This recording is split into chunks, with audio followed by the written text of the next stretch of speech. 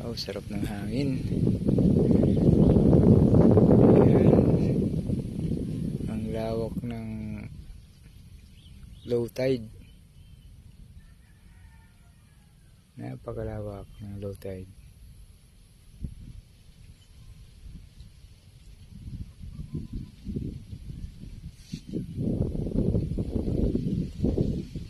Tingnan natin.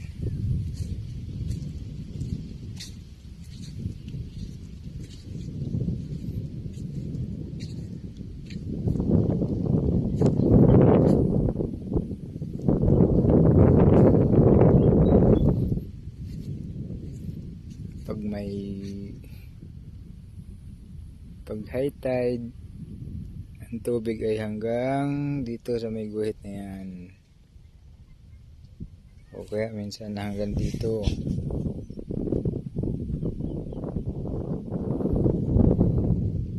Ngayon low tide, kitang kita yung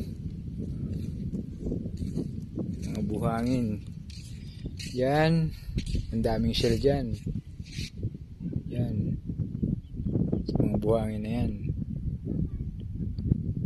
Doon naman may mga bato-bato doon, grupo ng mga bato-bato. Andun ang mga alimasag, alimango, islang maliit. Tapos doon hindi masyadong kita, may dalawang isla dyan. Isa yun, saka isa yun, hindi masyadong kita eh. Dito tayo sa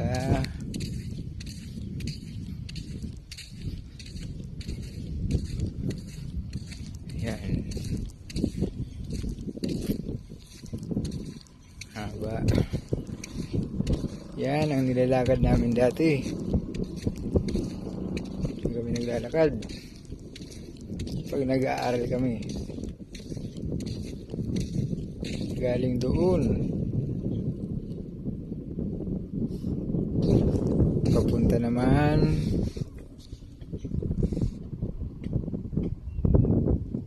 doon. Yan. Yan. Mahigit 2 kilometro. 3 ay 4 na kilometro. 4 na kilometro yan, layo yan.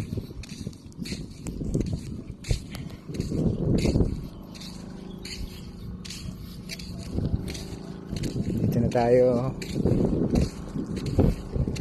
Lawak. Yan, mga bato-bato na yan. Puro ano yan, puro mga alimasag, alimango ang andyan. Halo-halo na. Isda, hipon, may mga shell, talaba, kung ano-ano pang mga lamang dagat.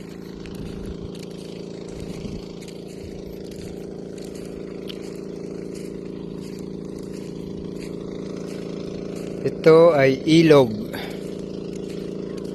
Ito yung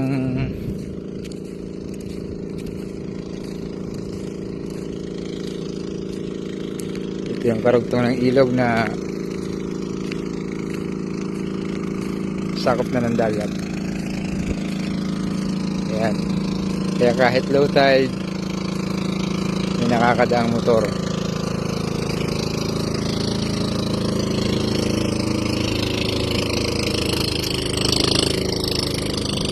Kaya kahit low tide, malalim yan. Lagpas tao.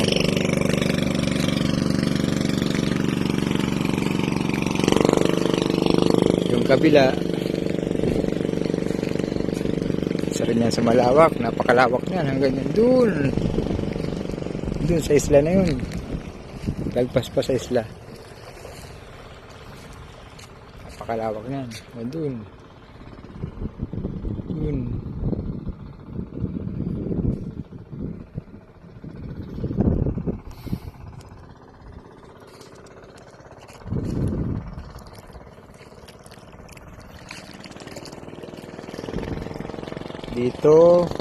Dito kami nanguhuli ng mga hipon.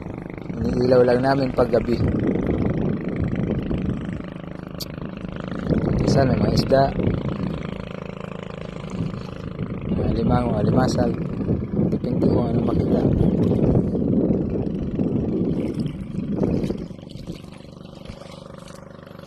Ito yung mga binahaya ng maliliit na talaba.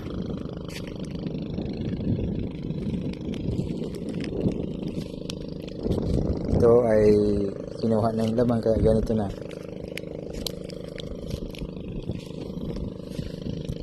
Dito sa parte na to mahina dito ang mga pagkain ng mga laman dagat. Dun sa banda ron, dun ang mayaman sa laman dagat. Nandun na lahat.